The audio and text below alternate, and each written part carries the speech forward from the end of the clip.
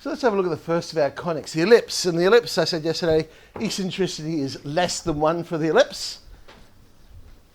Now, I'm going to derive the equation of the ellipse coming from our definition. So there's a focus, which I'll label S.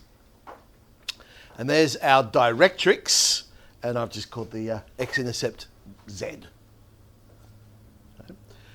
Remember our definition of any conic, not just an ellipse, that the distance to the focus is equal to the eccentricity times the distance to the directrix.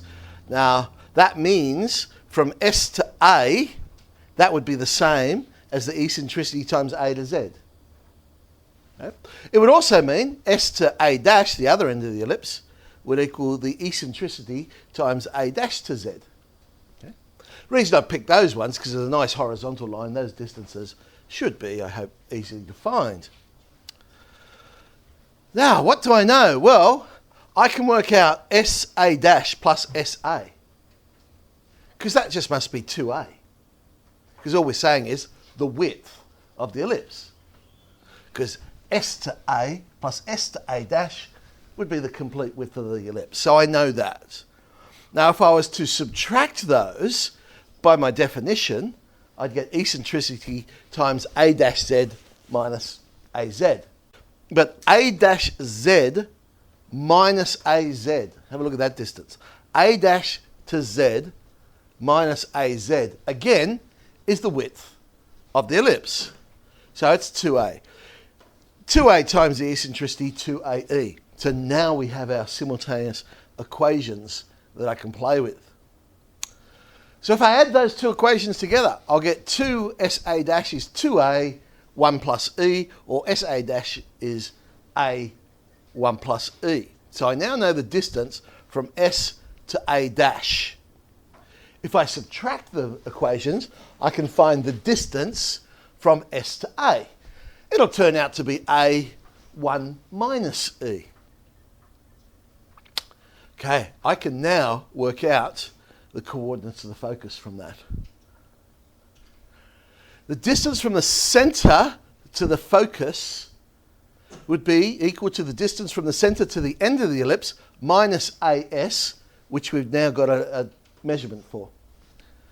So OA would be A, half the ellipse, minus what we just found SA to be, A, 1 minus E, and it turns out to be a nice, neat little AE. So the coordinates of the focus, the x value is AE, and obviously the y value is 0 because it's sitting on the x-axis. In fact, in an ellipse, there's two foci, being symmetric. So one focus is at positive AE, the other one would be at negative AE. All right, let's now work out the equation of our directrix. So the distance from O to Z would basically give me the equation of the directrix, because I know it'll have the equation x equals whatever value that turns out to be. So O to Z would be the same as O to A, which we know is A, plus A to Z. But again, I can use my definition of the ellipse to rewrite A to Z to be A to S divided by E. Okay, because remember, AS is equal to eccentricity times AZ. So just rearranging that, I get an expression for AZ. And AS we worked out to be A, 1 minus E. So I can sub that in, and something quite neat happens. The directrix is A divided by E. So focus A times E, directrix A divided by E. Now don't worry, I mean, you don't have to derive this every single time. If they ask, what's the focus? You can simply say, oh, well, I know that's A times E. And directrix, oh, that's A divided by E. But again, there'd be two of them. So there'd be two directrices. That's the plural of directrix. A little bit of English for never helps, eh? X equals plus or minus A on E. All right. But we want to work out the equation of our ellipse. So we now know the coordinates of the focus. We now know the equation of the directrix. So focus AE naught. P is some random point on my ellipse. And I know the distance from that to the directrix. Now, that particular point on the directrix, I've gone just horizontally across. So the x value would be the same as the directrix, which we worked out to be A on E. And the y value would be the same as my random point. So it's just y. And we know, definition of the ellipse, SP will equal eccentricity times Pn. So using that, we should now be able to come up with an equation for our ellipse. So subbing in the distance from S to P and the distance from P to N, square both sides, get rid of those square root signs. Y minus naught, of course, is y, and y minus y is naught, so they disappear. Expanding out and then collecting the x squareds and the y squareds and everything else on the other side. So anything that has x squared and anything that has y squared, I've put on the left-hand side. Well, that's an equation of an ellipse. Remember, the equation of a circle, we had x was to the power of 2, y was to the power of 2, coefficient was the same. The ellipse, x is to the power of 2, y is to the power of 2, the coefficients are different. Well, clearly the coefficients are different. So yes, this is an ellipse. Mind you, this is a bit ugly looking like this. So what we do is we divide both sides by a squared 1 minus e squared. And it makes it a little bit neater because over the right hand side now it's just equal to 1. X squared is over to a squared, the bottom of the other fraction. A squared 1 minus e squared. There's actually something quite cool that happens here. Watch this. Because we also know the y-intercepts are b. That's what we defined it. So when x is equal to 0, y is plus or minus b. So if we sub that into our equation, it turns out a squared 1 minus e squared is simply b squared. So that gives us an even neater form for our ellipse. So the general equation for an ellipse, now this is when a is bigger than b. So a is bigger than b. X squared on a squared plus y squared on b squared is equal to 1. We know b squared is equal to a squared 1 minus e squared. That's useful because if I've got an equation of an ellipse and they say, hey, what's the eccentricity? I can use the denominators of the two fractions. And we know, well, b squared is a squared 1 minus e squared. Focus, or foci, I guess there's two of them, plus or minus ae naught. Directrix is plus or minus a divided by e. E is the eccentricity. Now, to find eccentricity, I sometimes find it's easier to use this.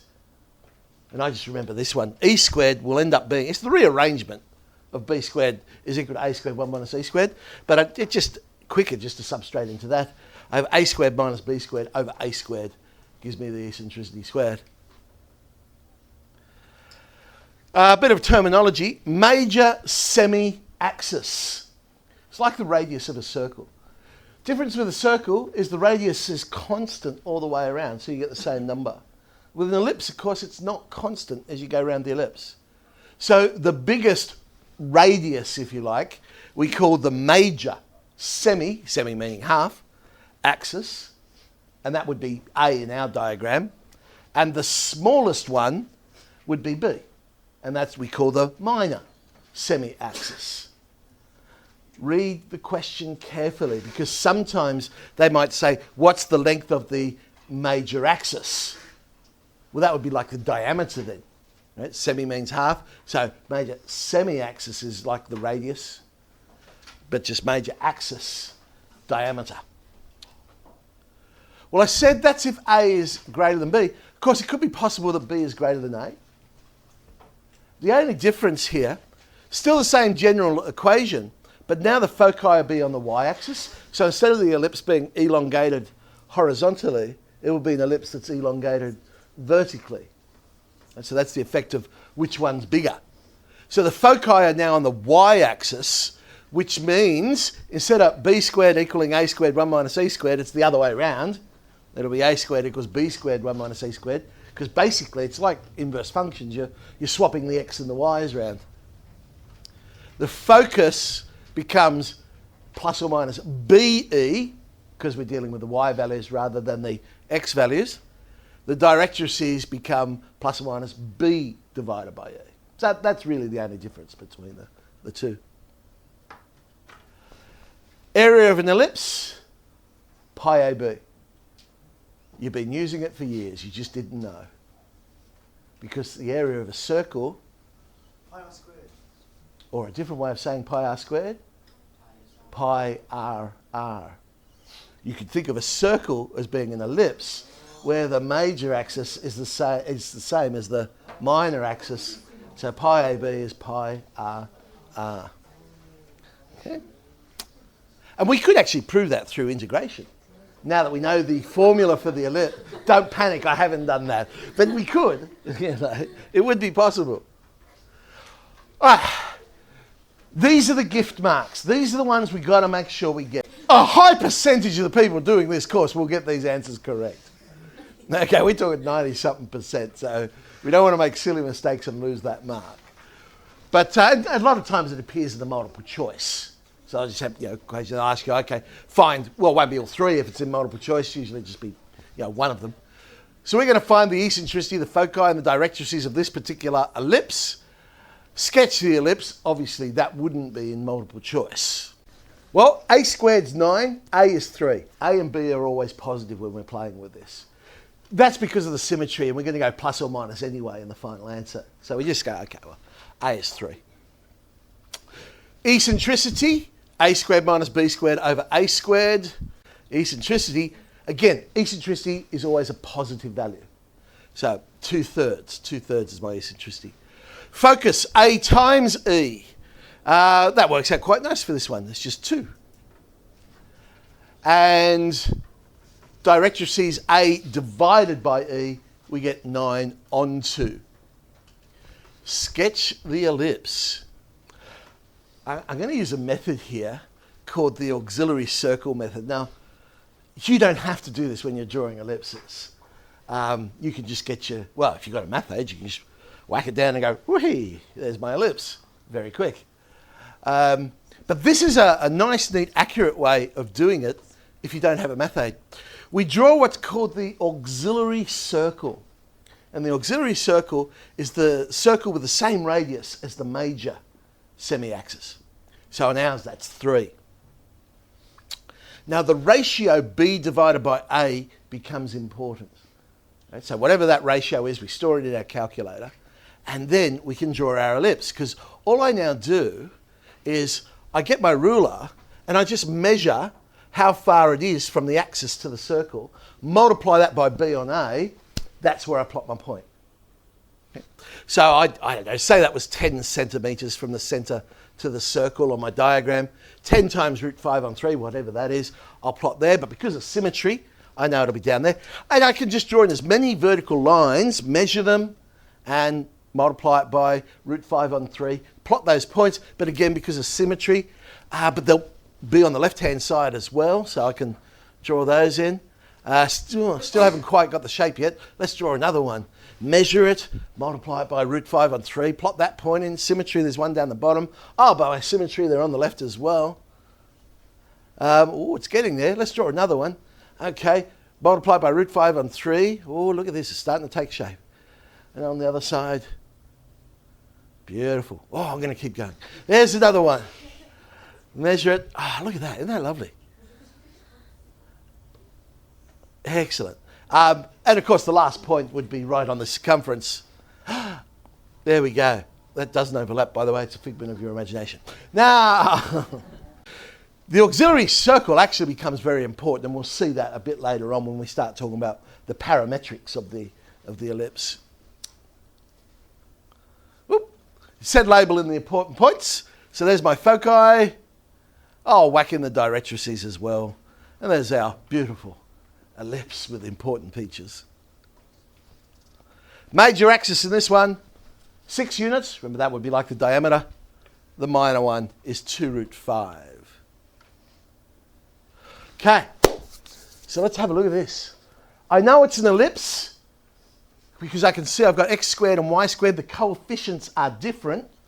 So I know it is an ellipse. We just need to complete the square on the x squared and the y squareds to find out exactly what it is. But remember, when we complete the square, it's easy to do it when the coefficient of x squared and y squared is 1. So I'm going to divide everything by 36, 9 fours in case you're wondering why I picked that number. And then on the top of the fraction, I've got the coefficient of x squared being 1 and the coefficient of y squared being 1. A lot easier to complete the square. So that becomes x plus 1 squared on the top, but that of course means I've added a quarter. And on the y1 becomes y minus 2 all squared, which means I've added 4/9. This is going to blow you away. You're never going to guess what the number on the right-hand side adds up to. 1. Oh, so you did guess. Okay. Hey, look, it's 1. So it's in our form. Now, if that number didn't turn out to be 1, it's very easy to turn a number into 1. Divide by that number. And then it'll become 1. And then the denominators obviously would change. So the center of this ellipse is not at 0, 0. If we think about a shifting idea, shift horizontally, group with the x, shift vertically, group with the y. So I know the center of my ellipse has been moved to minus 1, 2. Notice 9 is bigger than 4. So it's elongated. That's right, vertically. Well done. Elongated vertically. So it's b squared I'm interested in, not a squared for this one. So b is 3. Eccentricity works out to be, and of course it means these will swap round as well. You can't get that wrong, by the way, because if you left it as a squared minus b squared, you'd have a negative number. So you can't find the square root of the negative number in real numbers, of course. So root 5 on 3. B times e, but remember we've got shifting happening. So b times e is the square root of 5, but I've shifted it horizontally to vertically to horizontally, negative 1. Directrices turn out to be 2 plus or minus, but they would be y equals because they would now be horizontal lines. All right, good old Patel. We'll do something out of Patel.